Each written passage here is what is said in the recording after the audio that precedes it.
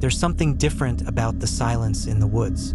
It's not like the quiet of an empty house or the lull of a late-night drive. It's heavier, deeper, like the world itself is holding its breath. I never really noticed it before that trip. It was supposed to be a simple weekend getaway. Just me and Eric, some beer, and a couple of nights under the stars. No cell service, no work stress, no distractions. Just the forest, and whatever was out there with us. The first night, I woke up to rustling outside the tent. First, I thought it was just part of my dream, but then I heard it again, slow, steady movements in the brush. I held my breath, listening. Eric shifted beside me, mumbling something groggy and half asleep. Probably just a raccoon, maybe a deer. I wanted to believe that. Still, I lay there frozen, waiting. The noise came in bursts, shuffling, then silence, like something was moving, then stopping to listen. Then, just as suddenly as it started, it was gone. I told myself I was being paranoid. I closed my eyes, forced myself back to sleep. In the morning, we found the third tent. It was about 20 feet from ours. A small, one-person tent, dark green, blending almost perfectly with the trees. I frowned, nudging Eric. That hadn't been there last night. He squinted at it, rubbing the sleep from his face. Maybe someone arrived late, set up camp, and went for a hike. It made sense. But the more we looked, the weirder it seemed. The tent was zipped up, completely still. No signs of movement. No gear left outside. No cooking supplies, no backpack. No footprints in the dirt leading to or from it. Eric joked that maybe it was a ghost camper. I forced a laugh, but deep down, something wasn't sitting right. People don't just leave their tents completely unattended all day. And people definitely don't leave behind what we found inside. We spent most of the afternoon fishing at the river. Neither of us wanted to talk about it, but I knew we were both thinking the same thing. Who set up that tent? And where the hell were they? By the time we hiked back, the sun was dipping behind the trees, bleeding orange light across the sky.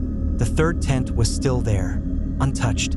Eric stood beside me, shifting uncomfortably on his feet. No one came back all day.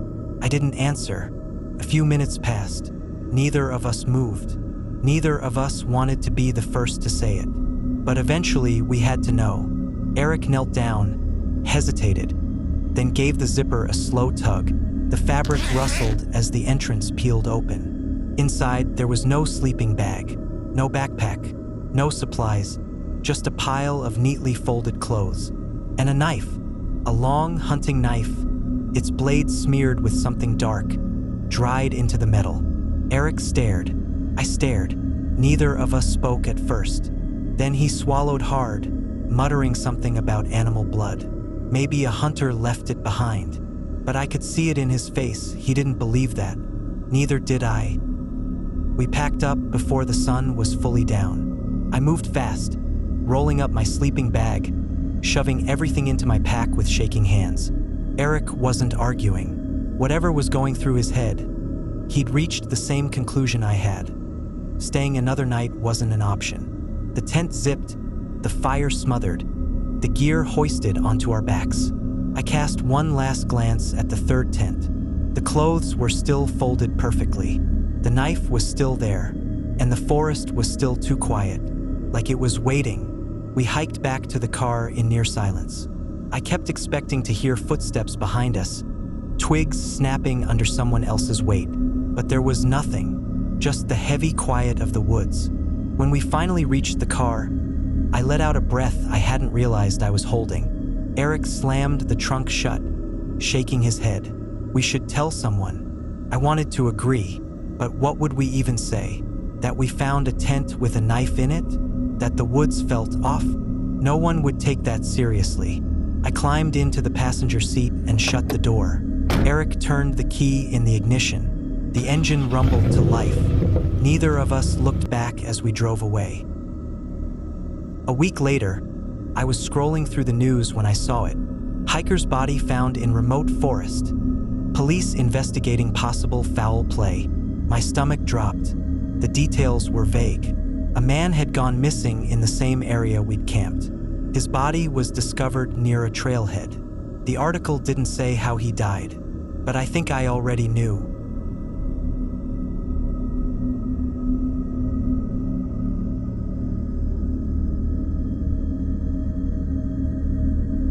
There's an unspoken rule when you find someone else's campsite in the woods. You don't touch anything. You don't snoop. You move along and leave it as it is. But that's easier said than done when something about it just feels wrong. It was supposed to be a routine trip. Me, Josh, and Nate had been doing these camping weekends for years. Pick a remote spot, hike out far enough to feel like we were really out there, then spend a couple of nights with nothing but a fire and the stars. We were about 6 miles in when we found it. A campsite, not old, not abandoned for weeks. Recent, too recent. The fire pit still had embers glowing faintly beneath a pile of blackened wood. A single pot balanced on a rock beside it, its contents half-cooked and congealed. The tent was zipped shut. A backpack leaned against a tree. A hatchet stuck in a log, its handle still clean, no sign of rust. It looked like whoever had been there had just stepped away, but they hadn't come back. Josh let out a low whistle. This is weird.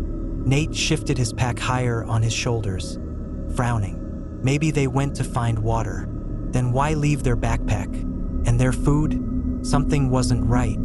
I walked over to the tent, hesitated, then knocked lightly on the fabric. No response. The wind rustled through the trees, and for the first time all day, I noticed how quiet the forest was. Not just quiet, still, like everything was waiting. We debated what to do. Josh wanted to check inside the tent, but Nate and I shut that down fast. If someone was out here, they wouldn't appreciate strangers rifling through their stuff. Still, we couldn't just ignore it. Nate suggested we look around, see if we could find any sign of where they went. That's when we saw the claw marks. They were deep, long gashes in the bark of a nearby tree, like something had dragged sharp, heavy nails across it. Josh ran a hand over them, his face unreadable. A bear, probably, but I could hear it in his voice, he wasn't sure. And neither was I. A little farther from the tree, a jacket hung from a low branch, not neatly placed, not left there intentionally. Torn. The sleeve was shredded, strips of fabric dangling loosely in the breeze. Nate exhaled sharply. This doesn't make sense. I agreed. None of it made sense. Perfectly intact campsite. No signs of struggle except for these. Josh glanced back toward the fire pit, shoulders tense. Maybe we should head back. For once, none of us argued. We hiked out faster than we came in. No one spoke much. Every snap of a branch, every rustle of leaves had me glancing over my shoulder. I kept expecting to see someone behind us, some lone figure standing in the trees watching, but we were alone, or at least we seemed to be. When we finally reached the car, I felt my chest loosen for the first time all day. We didn't say much on the drive home. None of us wanted to admit it, but we all felt it. Something had happened at that campsite, and we were better off not knowing what. Days later, I saw the news. Josh sent the link in our group chat, no message attached. Missing hiker's body found miles from campsite. No signs of foul play. I read the article twice, waiting for the part where they explained why he'd left all his gear behind, why he'd run into the woods with nothing. But that part never came. Just a recovered body, a closed case. No explanation. I closed the article and stared at my phone for a long time. I had a feeling we weren't supposed to have found that place. And I had a worse feeling that whatever happened there, it wasn't finished.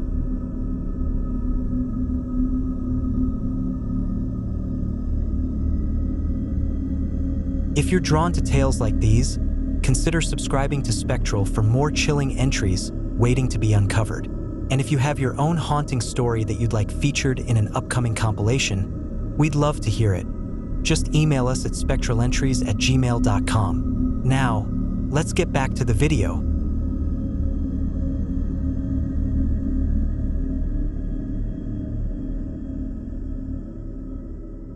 There's a rule when you hear something in the woods at night. If it's footsteps, it's probably an animal. If it's whispering, it's probably the wind. But if it's something that shouldn't be there, something like the sound of bells, you don't wait to find out what's making them. You leave. Maggie had been uneasy about the campsite from the start. It was perfect on paper. Secluded, level ground, close enough to a water source without being too close. But something about the stillness unsettled her. She asked if I was sure about staying there, her gaze scanning the tree line as if expecting movement. I reassured her, pointing out the practical benefits, and eventually, she let it go. But even I had to admit the quiet was unnatural. No birds, no rustling leaves, just silence. We set up camp, cooked dinner, and sat by the fire talking. She told me about an article she read once, how some places in nature go quiet because something is wrong. Predators nearby, a storm coming, a reason to leave. I laughed it off, but she didn't smile. She asked if I felt it too. I hesitated before telling her no. Then the bells started. At first, I barely noticed them.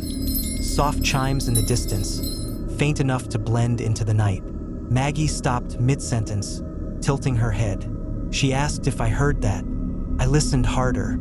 The sound had been distant, like wind chimes swaying lazily in the breeze. But there was no wind. Maggie muttered that it was probably another campsite. I agreed too quickly. She asked if I was sure. I forced a nod. But in the back of my mind, I knew we didn't pass anyone else on the trail. Sometime after Maggie fell asleep, I heard it again. I woke up groggy and disoriented before realizing what had pulled me from sleep. The bells, louder now, closer. I sat up, straining to listen. The chiming wasn't coming from one direction anymore. It was surrounding us. I nudged Maggie awake, whispering for her to listen. She blinked sleepily, confused, until she heard it too. She asked what it was. I told her I didn't know. I reached for the tent zipper, slowly unzipping it just enough to peek outside. That's when I saw them. Small brass bells hanging from the trees, gently swaying. The problem was there was no wind.